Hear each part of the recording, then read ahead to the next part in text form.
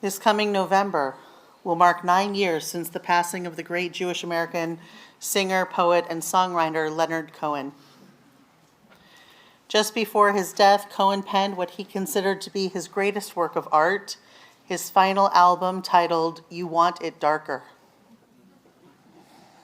Listening to the album today, some of us might be tempted to wonder whether or not Cohen was actually producing a work of prophecy. In the album's title song, Cohen refers multiple times to liturgical pieces, including the Akedah, the binding of Isaac, the mourner's Kaddish, memorial candles resulting from unanswered prayers and lives that weren't saved, and the rejection of theologies that most of us would agree, as Elie Wiesel so eloquently stated, died in the death camps. And yet, as Cohen gives voice to the utter despair so many of us are sitting with even at this moment, he also gives voice to our deepest and most sacred impulses, the many reasons that we are in this room together right now, physically and virtually. The reason that he included his home synagogue's cantor and choir on the album itself. The statement that in spite of the despair, in spite of the grief, in spite of the theologies that we reject and rebel against, in spite of the God who we argue with, we are indelibly linked to our tradition. We recognize and celebrate its beauty, its wisdom, and in the words of Leonard Cohen himself, there are times when you want to show the flag, when you want to indicate there is nourishment to be had from this culture. This is why this morning I want to challenge all of us to hear the prophetic call of our Torah, of Cohen's music, and to respond to this very overwhelming moment in our world with one simple word, hineni. Meaning, I am here. In a simple single word, hineni, our Jewish tradition offers us an entire sentence, really an entire world and a life of meaning. Let's all say it. Hineni.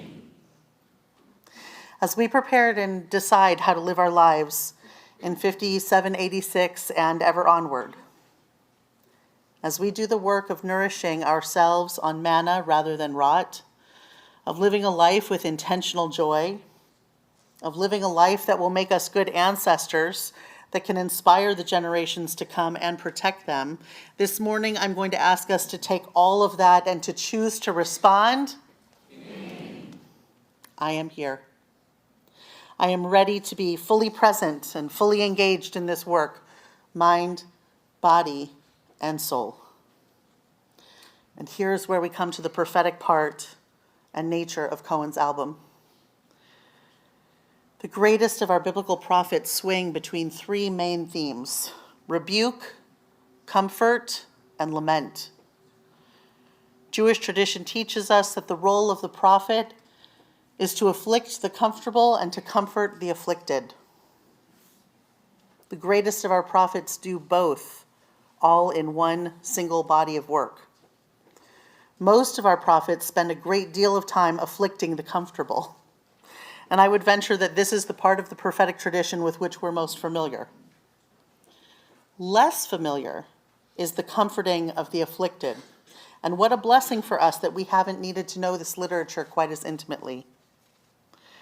These are the words of the books of Lamentations, the book of Job, the book of Ruth, the book of Esther, and major sections of Isaiah and Ezekiel, as well as what we will read this afternoon, the story of Jonah. In these texts, we are reassured. Don't worry. We know it looks like God has forsaken everybody and everything. We know it looks like the world has gone to hell in a handbasket, but be reassured. God has not forgotten us. God will renew us and renew our days as in days of old. Sure, Jerusalem is a smoldering pile of ash, and our entire people has been carted off as slaves by the Roman Empire, but don't worry, things will be better. As Solomon said, Gam ze yavor, this too shall pass. Sure, Our people may have suffered the worst loss of life since the Holocaust, and Israel may be embroiled in a horrific war with unspeakably horrific suffering on all sides. And sure, there may be hostages still held in starvation and torture for 2 years. And yes, this war and the rhetoric around it is ripping families apart and making Jew hatred a global phenomenon. But be comforted. God will deliver our people. The words feel so empty and so impossible when we are in the midst of the suffering that they are meant to deliver us from. In his title song, You Want It Darker, Cohen expresses the grief and lament of people who are in pain. If you are the dealer, I'm out of the game. If you are the healer, I'm broken and lame. If thine is the glory, then mine must be the shame. You want it darker, we kill the flame. Magnified, sanctified be thy holy name, vilified, crucified in the human frame, a million candles burning for the help that never came. You want it darker, we kill the flame. Hineni, hineni, I'm ready, my Lord. In other words, the world is an incredibly imperfect place. It is broken, and people are suffering. On Yom Kippur, we are asked, do not look away. Name the suffering. Do it thematically, chronologically, even alphabetically, that we might face it together. As our liturgy says, it is an alphabet of woe. And then what? Then we answer just as we hope God does, by saying, Hineni. I am here, and I am committed in doing what I can and what I must to respond to what is before me. We first see this word in this conjugation in Genesis when God calls to Abraham in the Akedah, the binding of Isaac. Putting Abraham to a test, God calls for his servant, and Abraham answers, Hineni, here I am, prepared to do God's will and God's bidding. Abraham is so fully present to the moment that God, whom I believe was hoping for some protest or argument from Abraham, actually has to stop Abraham's hand before the terrible deed is done. The next Hineni is from Esau, answering his father Isaac's call to go hunting for him and to prepare him a meat stew. Hineni, I am here. Esau does as he's bid, and he is rewarded for his obedience and his love and loyalty with losing the blessing that was his rightful inheritance. Nonetheless, he in fact spends his entire life caring for his family with love and devotion. Jacob calls for Joseph, who also immediately answers, Hineni. He is sent to spy on his brothers, which he agrees to without hesitation because he too is a dutiful son. And in his path, he is ultimately set on a journey that will redeem the entire region and his family from famine. But in the meantime, it means that he will be cast out from his family circle to serve and languish in years of slavery, suffering, isolation, hardship, and loneliness by a boy who is held responsible by his brothers for the sins of their father. God calls to Israel, Jacob, as the family travels to reunite father and son in Egypt, and Israel responds, Hineni, before receiving reassurance that God will be with him and his generations on this most fateful journey, and that yes, he will indeed be reunited with his beloved son Joseph. And Moses, encountering a burning bush, which is not consumed by the flames, hears God calling from the miracle and answers to the call, Hineni. He then goes on to set his people free. If Jewish tradition teaches us anything, it is that the world is always filled with struggling and difficulty. Our faith, our covenant, it does not shield us from harm.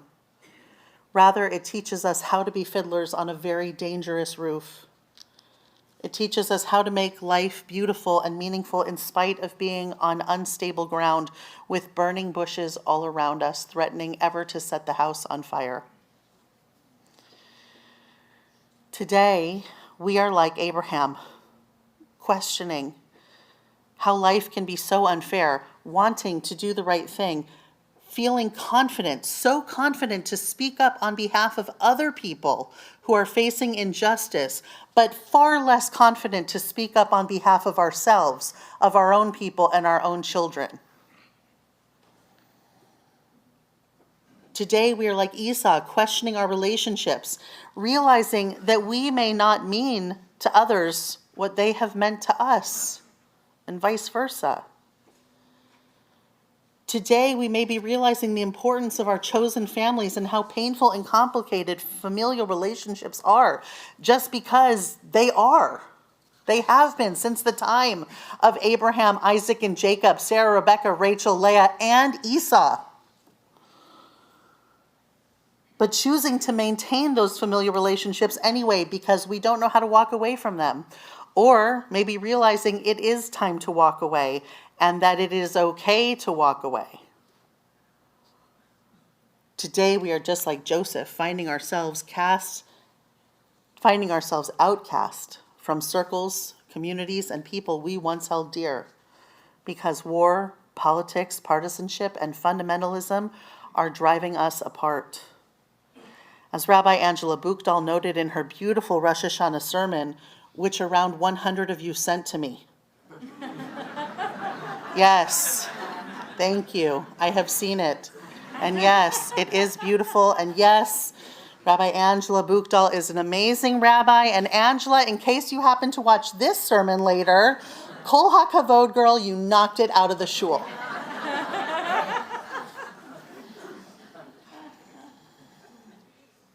A lack of empathy is destroying our souls. It is destroying our families, and it is destroying our communities. And if we don't find a way to soften our hearts, there is no telling how far this damage will go. We find ourselves suffering from compassion fatigue. Our hearts are hurting, and our world is slipping away from us. Today, we are like Israel, worrying if we have waited too long to ask for forgiveness or to offer forgiveness to those who really mean the most to us. Wondering after years of hoping and praying, we can pick up where we left off and still have more life ahead of us to live together with the people who we have hurt and harmed. Wondering if it's too late to get second chances, and if the anger we've been holding on to was really worth all of that.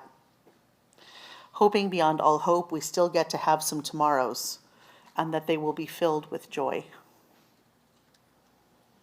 Today we are also like Moses, seeing a world with inextinguishable fires and hearing a call to answer, to be involved, to make a world a better place, to set free those who live in chains, and to deliver our children and our children's children a better tomorrow than the world that we live in today. Knowing that the tasks in front of us are enormous and that we really and truly have no idea how we can fix all of the problems, but also knowing that we cannot stand idly by. And so we take a breath and we say, Hineni. These are the sorrows and these are the worries. And just when it seems like the world is tipping into some new level of too much to bear, we just have to look back at our biblical history, at our Jewish history, raise our own flag, listen to Leonard Cohen's words and realize how true they are. It is time to raise our flag and remind ourselves, and indeed the entire world, there is nourishment to be had from our beautiful history and culture, from our beautiful, indelible, and indomitable Jewish people. Yes, the world is filled with suffering right now, but the reality is it is always filled with suffering. And spoiler alert, it's always going to be. As Rabbi Tarfon is quoted in Pirkei Avot from approximately 2,000 years ago, give or take a century or three, The day is short, the work is plentiful, the workers are indolent, the wages are tremendous, and the master is impatient. In other words, there is never going to be a lack of opportunity to make the world a better place because there are always going to be serious problems with it. And to this reality, like Moses, we can say, Hineni, I am ready to be involved. Not through being a keyboard warrior or agreeing vociferously with bobbleheads on network news. That doesn't really do anything. But by showing up as Moses and Hamilton did, in the room where it happens, the room where it happens, the room where it happens, the room where it happens. Enjoy that earworm. Showing up when your teachers' union or retired teachers' union plans to pass a ridiculous anti-Israel resolution, or your kids' schools are pushing an anti-Jewish curriculum. Joining an actual local chapter of your Democratic Party or your Republican Party, and being involved to make sure they reflect your Jewish values and don't become hotbeds of Jew hatred. Continuing to do what you're already doing by being a member of our synagogue, ensuring that we have a vibrant and beautiful, thriving Jewish community in which we get to live out our Jewish lives out loud and raise the next generation of Jews in a safe and creative and vibrant, energetic place. This is the Hineni of Moses. It's putting our boots on the ground where it matters. But fixing the world isn't always a fingers pointing outward project. We have deep work to do in our personal lives. Yom Kippur reminds us that so much of what today is about the tikkun, the repair of our olam, our own worlds. Hineni, I am ready to do the work of Israel, of Jacob, and face the relationships in my life that need to be repaired or repealed. I am here and I am ready to offer forgiveness, to ask for forgiveness, and to do the work of tikkun olam, the real tikkun olam. To recognize and live that with every word we speak or don't speak, we are either putting honey into the world by having honey on our tongues, or we are bringing poison into the world by having poison on our tongues. And so with every word and with every moment of our lives, we are bringing the world one step closer to destruction or to wholeness. And so what we do write on Facebook matters. What we do post matters. What we do say to each other matters. And the forgiveness that we offer and that we ask for matters. After all, when Joseph was hauled out of the pit and sold into his slavery by his own brothers who were supposed to be protecting him, he could have become instantly committed to a lifetime of bitterness. Instead, as he entered into service in the house of some Egyptian noble, he said, Hineni, I am here. And through humility, kindness, empathy, and sincerity, rather than bitterness and hatred, Joseph rose to become the head of Potiphar's house, and then eventually the head of all of Egypt. It was not bitterness, cruelty, and designs of revenge that brought him to the heights of success, achievement, safety, stability, and power. It was radical empathy with the plights and problems of those around him. He stayed true to God and stayed in relationship with God. He held on to his integrity, to his values as an Israelite, and even though they had broken his heart to his own family and his people, it was empathy and love that saved Pharaoh, saved Egypt, and saved Jacob's family. Let us choose, as Joseph did, to walk the path of empathy and love that will allow us to soften our hearts so that repair and peace will be actual possibilities. And not because they're the easy path. Joseph can tell you it is not. But because it's the path that will allow our generations to come to have a much better world than the path of vengeance, bitterness, and hard-heartedness.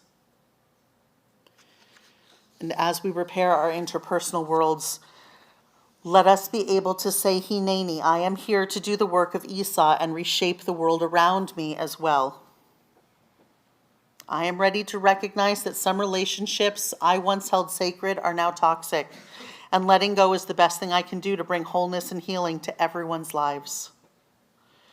Being a willing participant to an unhealthy relationship is not a mitzvah or an act of kindness. It is actually an averah. It is a sin. Jewish tradition teaches us that language constructs our reality. What we think matters because it becomes real. When we allow people to fill our lives with harm and negativity, it becomes our reality. And this is an affront to the blessing that is our lives. Like Esau, Hineni is recognizing that it is okay to be gone from old and bad situations and to rebuild our lives anew with people who affirm us and the souls that God has made us to be. And when we do this sacred and painful work, we will find beautiful tomorrows waiting for us on the other side, just as Esau did. Until finally standing before God, we can answer the call and face the tests of Abraham and say to God, Hineni, I am here, Eternal One. And this morning I offer you my words of thanks, and this afternoon I will implore you for my life and the life of those I love. But throughout the day, and may it be every day, I am here and will be here to argue with you on behalf of those righteous who are hurting, on behalf of those who are suffering so unjustly, and in defense of those who have no one to speak for them. Because this is what it is to be a Jew. And please, God, don't confuse my anguish with disrespect. Nothing could be farther from the truth. We can only be totally honest with those we totally trust. Hineni, I am here to pour out my grief, my hurt, my lament, because I know you grieve with me and will receive my words as only a beloved partner can, as only the ocean can, as only the giant ancient redwoods can, as only the vastness of your beautiful universe can. So I will argue on behalf of all of it. And this will be my testament of faith and love and my sacred offering, not my children, my arguments. That is what I will offer to you, God, for the sake of the generations to come, that I will use every day of my life to wake up and say, Hineni. In an interview discussing his album, its lyrics, and its meaning, Leonard Cohen said he wasn't sure of the origins of the expression of Hineni. So be reassured, he too loved his Judaism, but probably slept through some rabbi sermons and Sunday school lectures. But they sunk in nonetheless. He observed that he wasn't sure about the genesis of Hineni as an expression of readiness to serve. And this was particularly ironic because the genesis of Hineni is the book of Genesis. So enjoy that one. In his own words, he said, we are all deeply motivated by impulses and deep appetites to serve. So this is just a part of my nature, and I think everybody else's nature, to offer oneself at the moment, at the critical moment, when the emergency becomes articulate. It's only when the emergency becomes articulate that we can locate that willingness to serve. So let us hear the words even deeper and a little differently. He laments, if you are the dealer, I'm out of the game. If you are the healer, I'm broken and lame. If thine is the glory, then mine must be the shame. You want it darker, we kill the flame. But he comes back to his faith in frustration. Magnified, sanctified be the holy name. Vilified, crucified in the human frame. He grieves, a million candles burning for the help that never came. You want it darker, we kill the flame. But then he challenges all of us to respond to this suffering and to say, to look at the suffering and to say, Hineni, Hineni, I am ready, my Lord.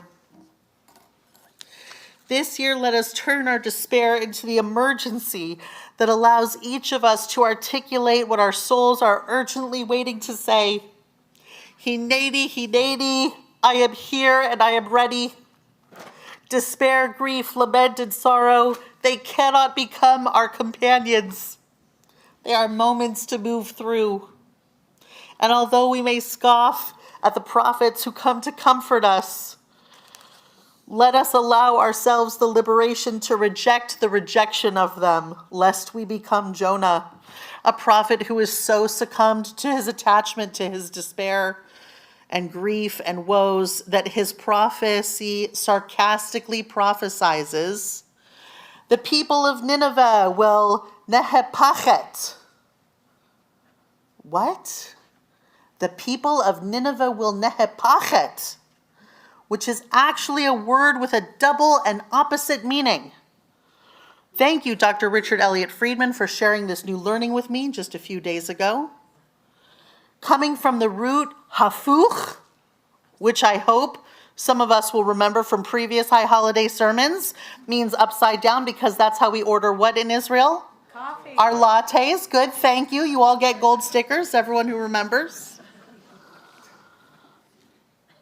It either means that Nineveh will have an overturn, a change of heart, an overturning of their hearts, and be saved, or it means they will be overturned, literally that they will be overturned and upended, meaning utterly destroyed.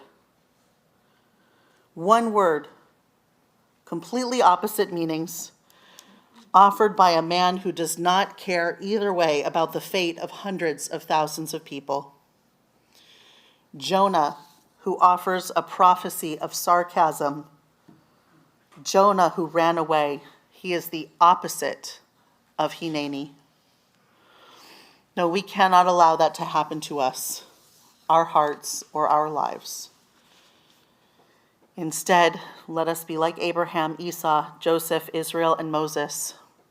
Let us hear the emergency, hear the urgency, and respond with sincerity, honesty, empathy, and humility to it all.